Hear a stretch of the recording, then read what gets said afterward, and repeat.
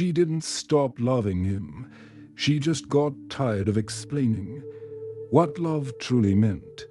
Because love isn't something you say. It's something you understand. The emotional truth. Welcome back to my channel, The Emotional Truth. Some women don't chase, and yet they're never forgotten. They move through a man's life like a dream he half remembers, soft at the edges, impossible to grasp, but forever lingering. He doesn't know why her absence feels louder than her presence once did. He only knows that something inside him has been touched. Not his pride, not his desire, but the part he never understood, his shadow. The archetype emerges in Jungian psychology. The anima is the sole image of the feminine within every man, the mirror of his inner world, the part he projects onto the woman who captures him. He doesn't fall for her merely because she is beautiful or kind.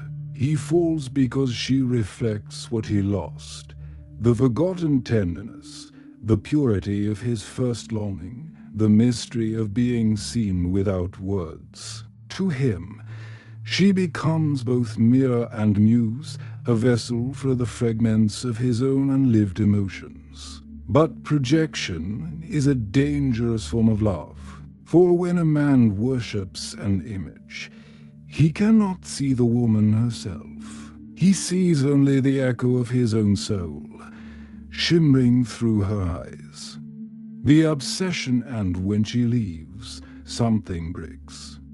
Not because she was his possession, but because her departure tears open the wound beneath his ego. The illusion collapses. The reflection disappears. He feels emptiness, but it is not her absence he mourns. It is the loss of the self he found in her. So he obsesses. He replays moments like rituals, her silence, her laughter, the way she looked at him without needing to understand. He mistakes this ache for love, but Jung would call it the return of the repressed, the unconscious demanding to be known. She has become his shadow, and he cannot bear the mirror she left behind.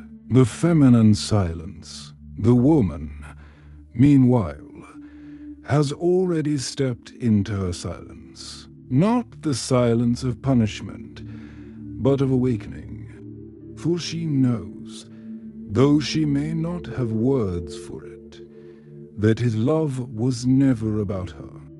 It was about what she represented, a sanctuary for the parts of him he could not face alone. There's a strange power in this knowing. When a woman realizes she was never the fantasy, but the mirror, something in her shifts. She withdraws not to wound, but to breathe. Because loving someone's shadow too deeply can drown your own light. She stops explaining. She stops reaching. She watches his energy crumble against the walls of his own ego. And for the first time, she sees him not as a mystery, but as a man still fighting his reflection. The inner war every man who loses such a woman goes to war with himself. His rational mind tells him to move on, to replace, to forget. But his deeper psyche knows she wasn't merely a lover, she was an archetype. The Sophia, the Eros, the anima that awakens him to his own emptiness.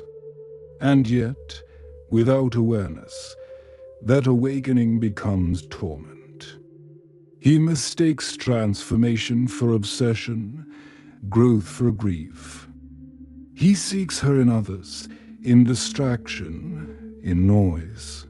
But what he truly seeks is the confrontation with his shadow, the part of him that feared intimacy, then mourned it when it was gone.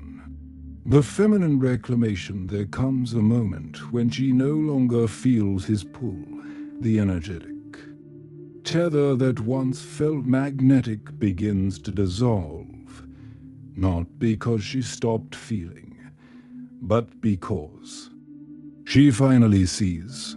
She sees how his love was shaped by survival, not awareness.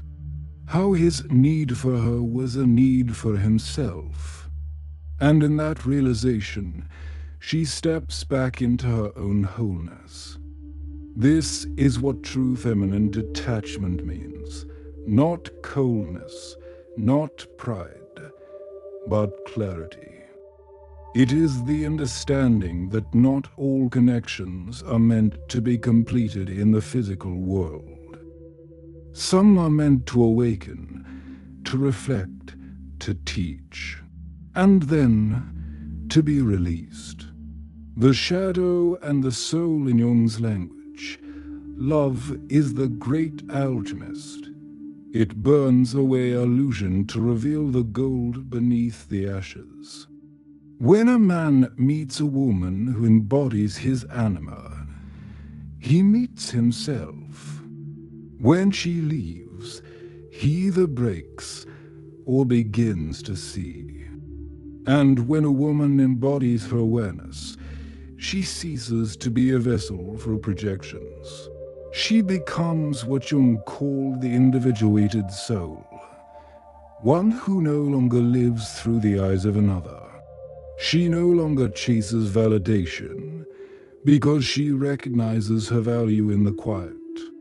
She no longer begs for understanding because she understands herself.